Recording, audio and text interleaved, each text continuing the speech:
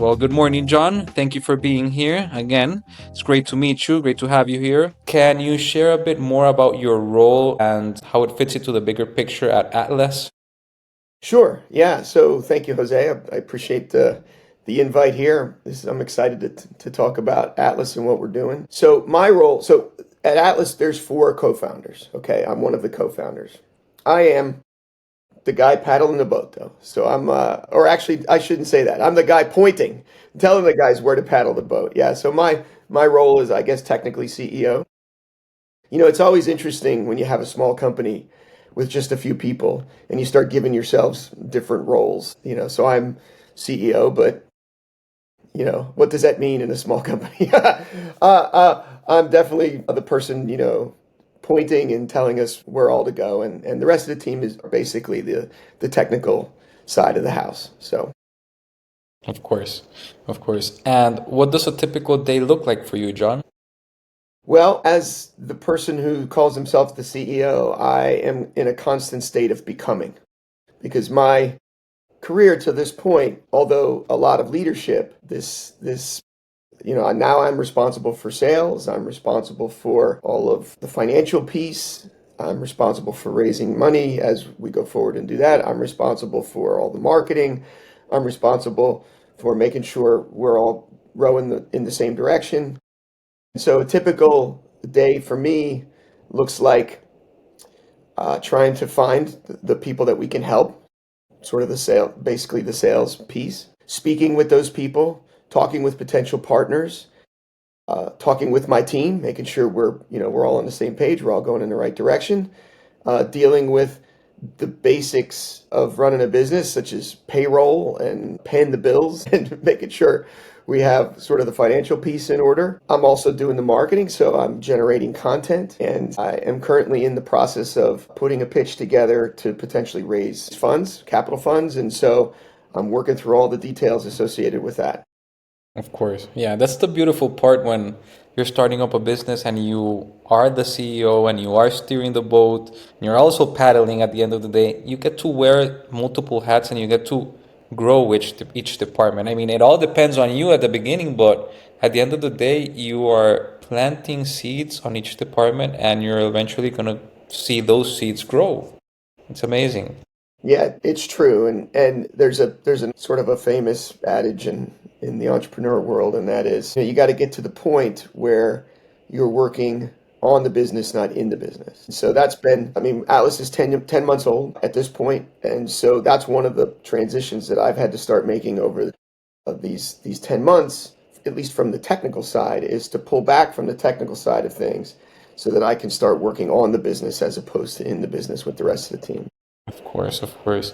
And before I move on to my next question, I was precisely going to ask that. Where does the name Atlas come from and why the four? Sure, sure, yeah. So if you see our logo, it's pretty. Most people would say Atlas. You look at it and say, "Oh, it looks like Atlas." And but if you see it typed out, it's for TLAS.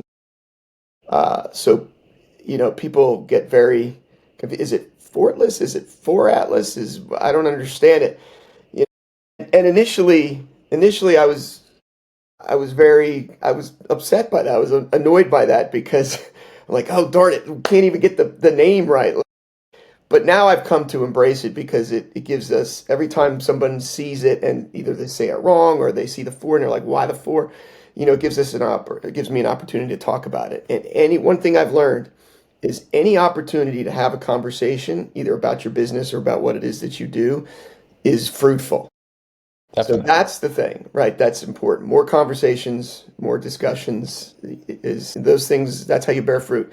And so anyway, so here's the story behind Atlas and our name. So myself and my team, my three other co-founders. So there's four of us. We've been working together so that's the four, by the way. There's four of us, and we've been working together for about 10 years now. We've worked at a couple companies together, and now we're doing this Atlas business on our own. And we work really well together. And We have the right amount of creative tension. We're not afraid to, everybody has their own voice. We have the ability to say, no, I don't think we should do it this way. I think we should do it this other way. And then we have kind of the right amount of respect and discussing. But I tell you, bar none, the hardest thing we have ever done is come up with a name. And so, one thing that the rest of the team insisted on was that there was going to be a four in it somehow, because we sort of feel like, hey, we're a team. It's us against the world a bit. So there's, four. And we went round and round and round. It took literally weeks. And we had another name or we were working on another name that we thought was going to go. And anyway, long story short, that didn't happen. And so we came up with this idea of Atlas, or one of the guys came up with Atlas and put the four in front of it. And I hated it. I literally hated it. I was like, I just don't think, I was outvoted. These guys, they want this. They love Atlas. And it's great. I mean, the idea behind Atlas is interesting. If you think about from the mythology, Atlas and so forth, that really did sort of resonate with us. And so we liked that idea. And then we were, hiring somebody to come up with our logo and all that stuff. And that worked out really well. And then at the end of the day, as I mentioned before, this whole name I've come to embrace it because it's people see it, they get confused, and it's an opportunity to talk about it. So my whole perspective on it has changed. The other thing is there's a million companies called Atlas. Literally, I live in about an hour outside of Philadelphia. My daughter lives in Center City, Philadelphia, and so I drive there quite often. I passed three other companies called Atlas, just in a 50-mile corridor in eastern Pennsylvania. So there's literally hundreds across the country and world and so forth. But Of course. so yeah, No, it's a great name and it's a great way to include the four. yeah, yeah. It does make it difficult when you type it, though. That's true, that's true. But anyways, John, you guys are in a very specific niche, right? We are. Can you talk about that? Like, who are your ideal clients? I mean, who do you cater to?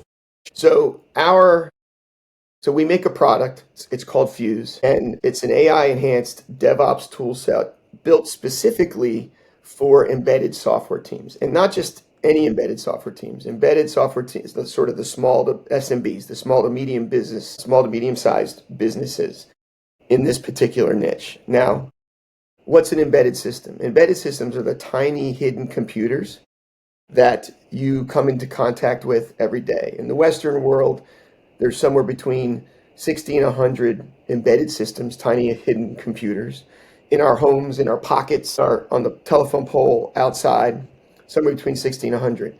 In your vehicles, there are somewhere between 100 and 3,000, depending on the type of vehicle that you have.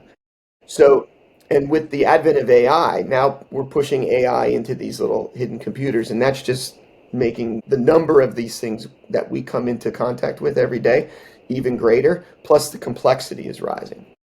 So we service the companies that are writing software for these particular hidden computers.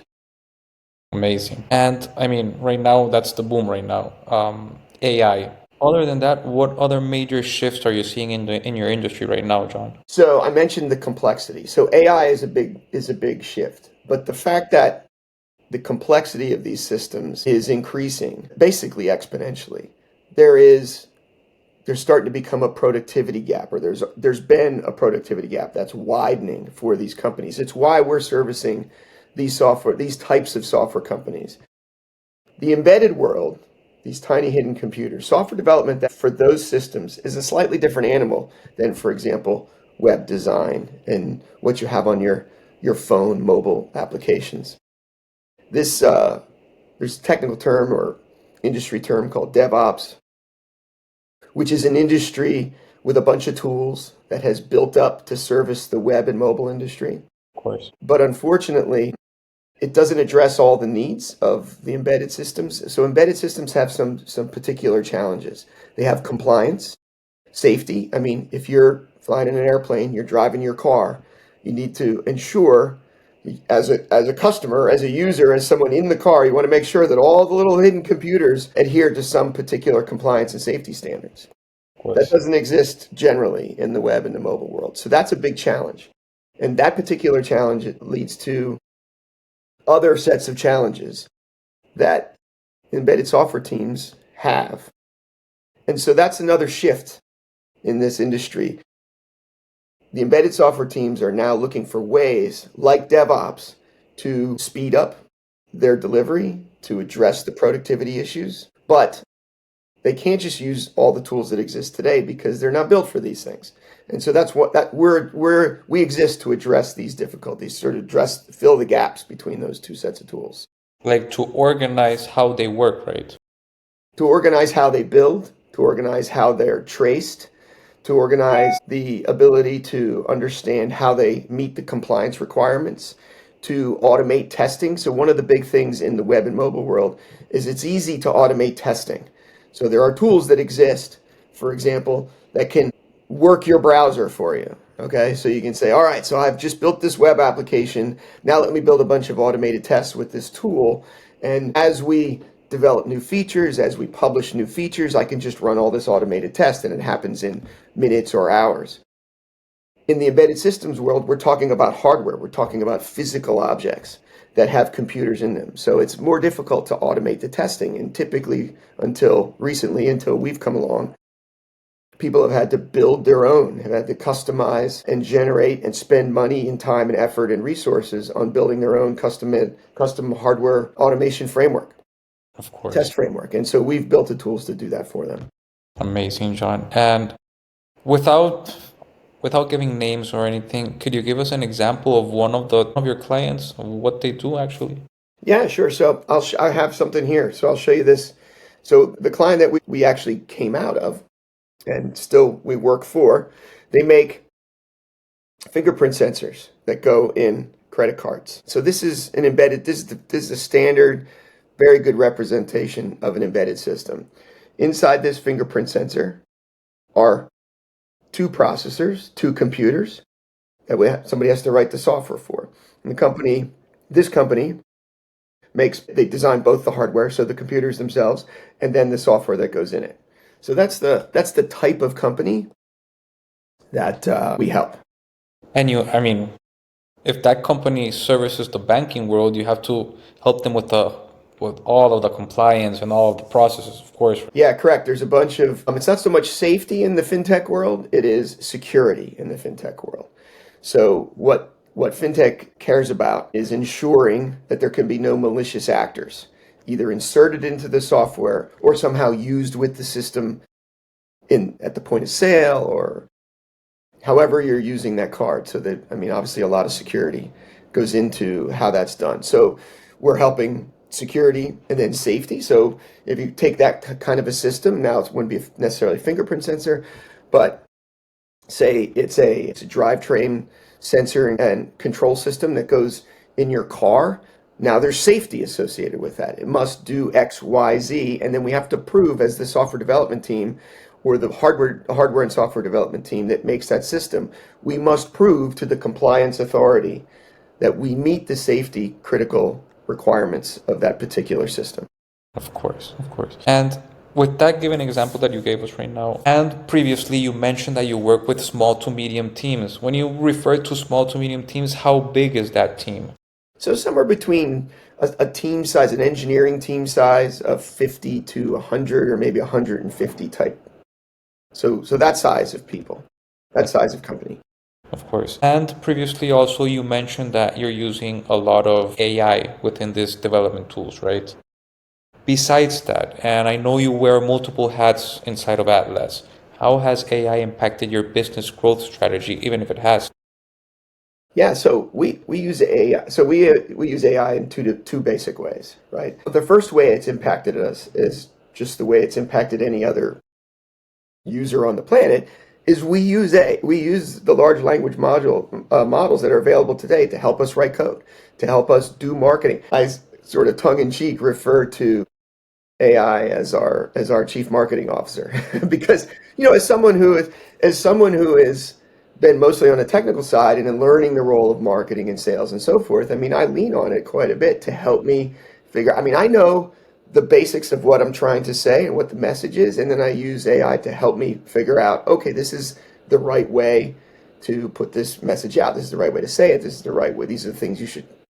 So it's very helpful that way. So that's from a user standpoint. Now, we're also building AI into our system. So there are roadmap items that we have that use AI and large language modules to help us bring the feature set to bear that we need to grow the business. So for example, we're working on what we call the AI Fuze agent. So what the AI Fuze is the name of our product. So what the AI Fuze agent does is just allows someone that's not us to install, configure, and get executing our Fuze tool inside your system. So that's just what we're working on today. Of course, we have many other roadmap items that are similar to that, and some are more ambitious than others. So it informs every piece of our roadmap for sure. Amazing, amazing. And right now, John, what has been working well for you and what has been kind of frustrating? Yeah, so it's interesting because, as I said, we started 10 months ago, and there are some things that I knew would be difficult, and there are some things that have been difficult that I was unaware of. And so one thing about myself is like I've been on my career path has always been one of becoming. So I've always had to become the person I needed to be to fill whatever role I was in. So I know that comes with a bunch of challenges. And I'm not afraid to be the person who stands up in front of the room and says, okay, I think this is the right thing to say. Say that, and then just get punched in the face. And then, okay, well, let's adjust, right? So some of the things that have been working well. So first of all, the team itself, like we've come to a great place where they've stepped up. They are now doing a lot of the technical leadership things that I had done with them in the past. So I would say the team itself has been, not surprisingly, but definitely running well. I think some of the operational sides of the business that I wasn't sure of have been running well. So for example, things like once you get the right partners in place, things like payroll and making sure the financial picture is in order, that has been going really well. We did a couple of really good marketing sort of sales outreach things. They were conferences in our little niche of the world. Those have gone famously. Like in fact, they went even better than I could have predicted. Those are things that have gone well. The things that have been very difficult are definitely on the sales and marketing front. So from a marketing standpoint, I can tell you a little story. Like Of course. the way we started talking about our product on day one, or the way I started talking about our product on day one, is 180 degrees different from the way I talk about it today, even though the product itself has not changed one iota in terms of its abilities, what it does, its technical things. We've even changed the name of it, right? The way we talked about it in the beginning and the way we talk about it today, very different, even though it's essentially the same. But that's part of the process. The other thing that has been very challenging is the sales front. That comes from a couple. I think there's a couple reasons why that is. The first one is that as a non-salesperson who's had to become that person, no skills, right? So I've had to develop the skills. I'm getting better at it, of course, but I didn't realize how challenging filling the top of the funnel is. Literally, how many people, customers, potential conversations you have to have in order to get people into the top of the funnel has been very difficult. Of course. And how are you getting people into that funnel right now? Well, when I figure it out, I'll let you know. So it's been just trying to have conversations. So there's the conferences that I told you about. That has been by far the best way to fill the top, because it's a matter of meeting people where they are, like physically go to where your people are. Of Like course. that's I would say that's the best approach. That's the biggest set of advice I would guess for someone who's just starting out and needs to physically go to where they are, because that's your best chance of starting to fill the top of your funnel. And then after that, okay, I've used LinkedIn quite a bit to some success, but not a lot. The problem with LinkedIn or other social media platforms is you've got to figure out how to get traction. And I can't say that I've mastered that, certainly not from a marketing standpoint. But, a platform like LinkedIn does allow you to at least try and have conversations Definitely. from a direct message, right? And so I've done that. I've had lots of conversations through that. Um, the last piece is simply content generation, right? So marketing. And I've done webinars, and the one smart thing I've done there is I'm not really having my own webinars because I don't have enough audience or traction to really make any of that work. So I've done sort of what I call co-marketing webinars with some other people. In fact, I mean, we have a couple of competitors, and our biggest competitor, we've become friends, frenemies. We both have sort of the abundance mindset because we're trying to, the rising tide, lifts all boats kind of mentality, which, that's the way I think about it. And so we've done webinars together, and that's helped because you bring sort of both of our audiences together, and then that allows us to generate some conversations with people out of that. Of course. Yes, at the end of the day, in marketing, if you got to try different channels and see exactly what works, once you find that channel and it works, you got to double down on there. No, it's And true. yeah, and I've seen your LinkedIn. You have a lot of followers. I mean, it is a powerful platform once you learn how to market through there and to create more connections and to have that more conversations, like you said. Yeah, and I'll say this about the LinkedIn thing. So a number of years ago, for various sort of ill-fated reasons, I found that I decided that I wanted to grow a big network on LinkedIn. But unfortunately, I mean, I did that. I was able to do that. But unfortunately, it's mostly the people, the types of people who are not necessarily interested in what it is we do at Atlas or what I do, even as an engineer, software developer. And so I'll caution any listeners with this.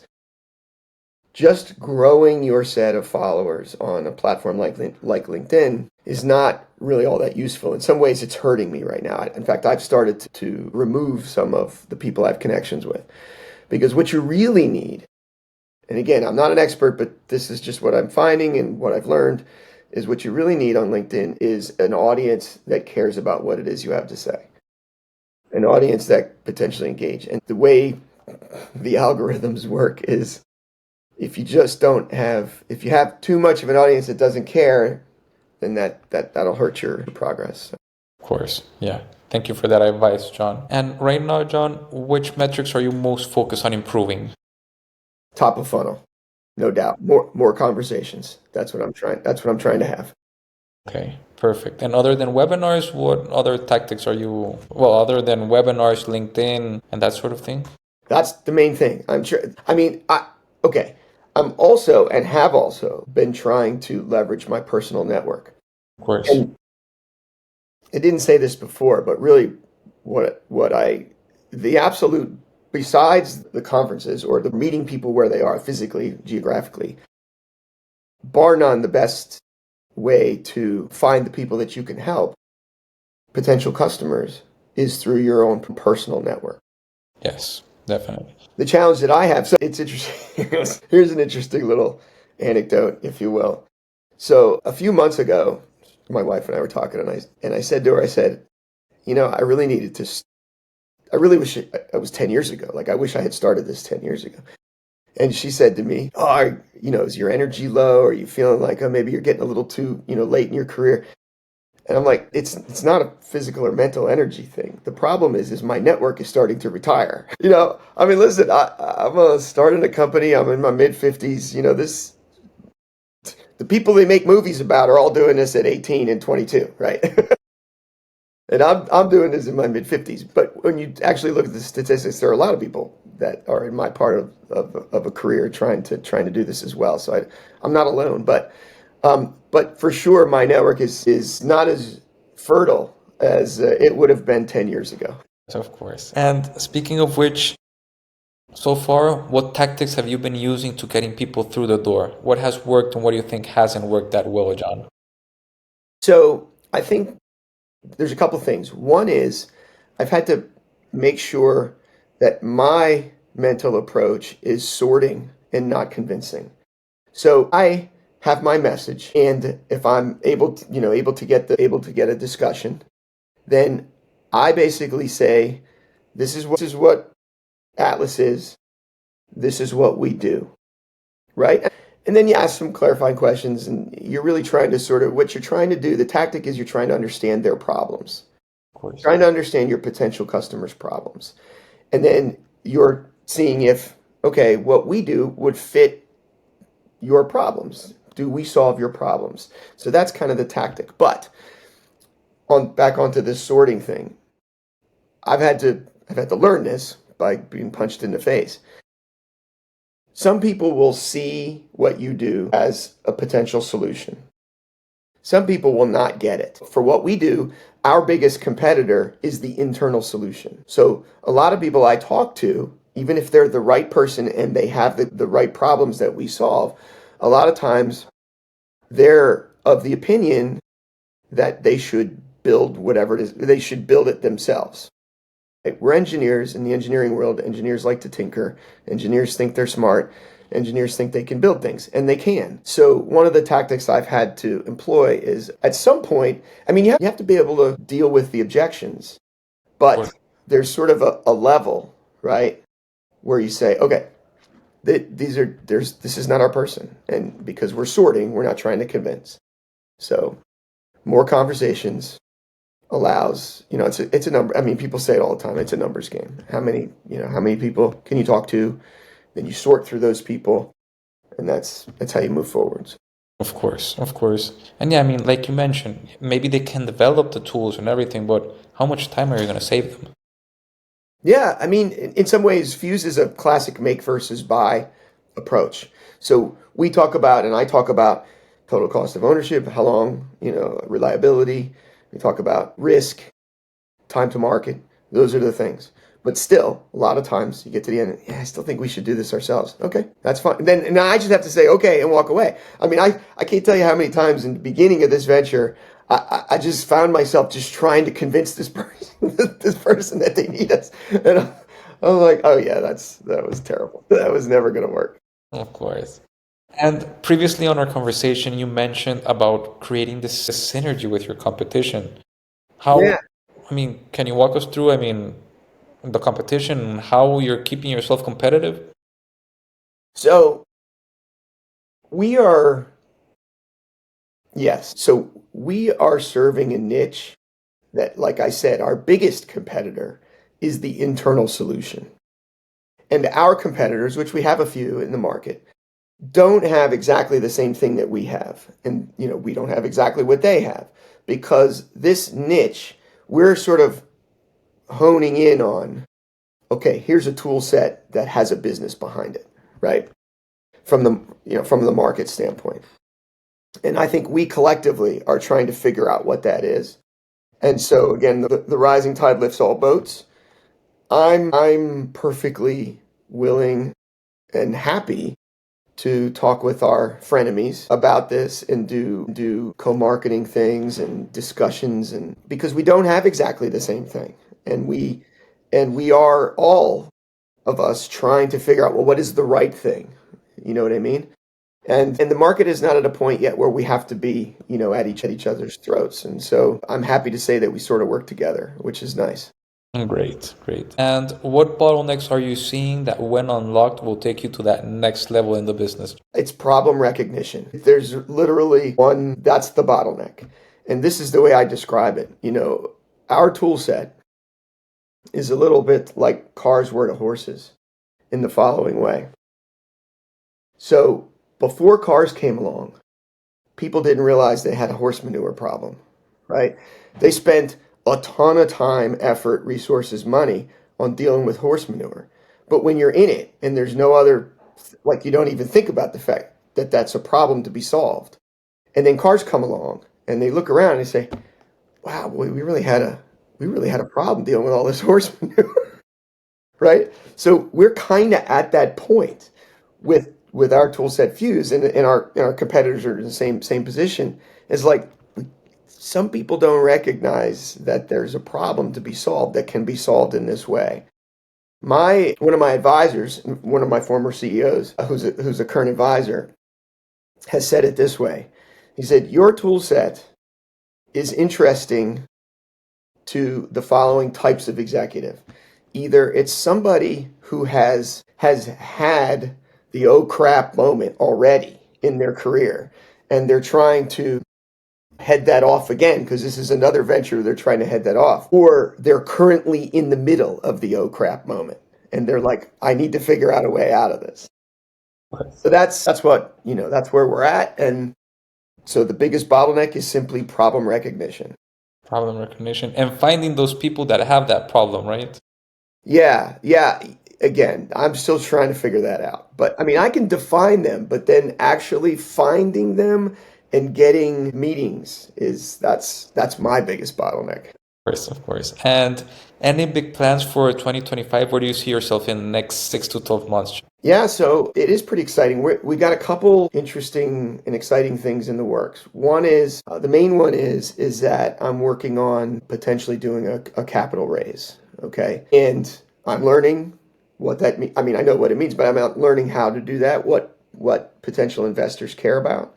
I'm working with a cohort of people in the Philadelphia regional area that's been very helpful to try and help me, through this process, building a compelling pitch for what our business could be. I've learned what people who would fund businesses like this, what they care about, what they're looking for from an outcome standpoint. And that's helped me try and look inside, look inward into our business and say, okay, how can we build that? How can we make the thing that people care about in terms of investment? So that's the biggest thing. I mean, other than actually just growing our current sales and marketing strategy, one of the great things about us is we're bootstrapped right now and we have revenue and we have actual revenue that kind of keeps the lights on for us. So we're looking for ways to increase our sales and marketing budget, which is basically zero right now. We need to get a sales and marketing budget so that we can increase our actual sales. So grow the sales for 2025 and potentially secure some funding to help us to go build out this roadmap. Of course. And if you could solve one major challenge today, what would it be, John? Sales, top of funnel sales. If I could figure out how to find the right people and get meetings with them, that's exactly what I would. Amazing, amazing. Well, then, that was great, John. Thank you for sharing all of your insights. Where can people reach out to you if they want to get in contact with you? So on the web, we're at atlas.io. So that's 4tlas.io, atlas.io. And I'm simply John.Macdonald, which is John.Macdonald at atlas.io. So that's the best place to get in touch with me. You can also get me on LinkedIn. If you just search for me in Atlas, you'll find me on LinkedIn as well. Amazing. Well, then, thanks. Great. It's been a pleasure, John. Thank you, Jose. It's been a great conversation. Thanks for your insights and thanks for asking the right questions. Of course.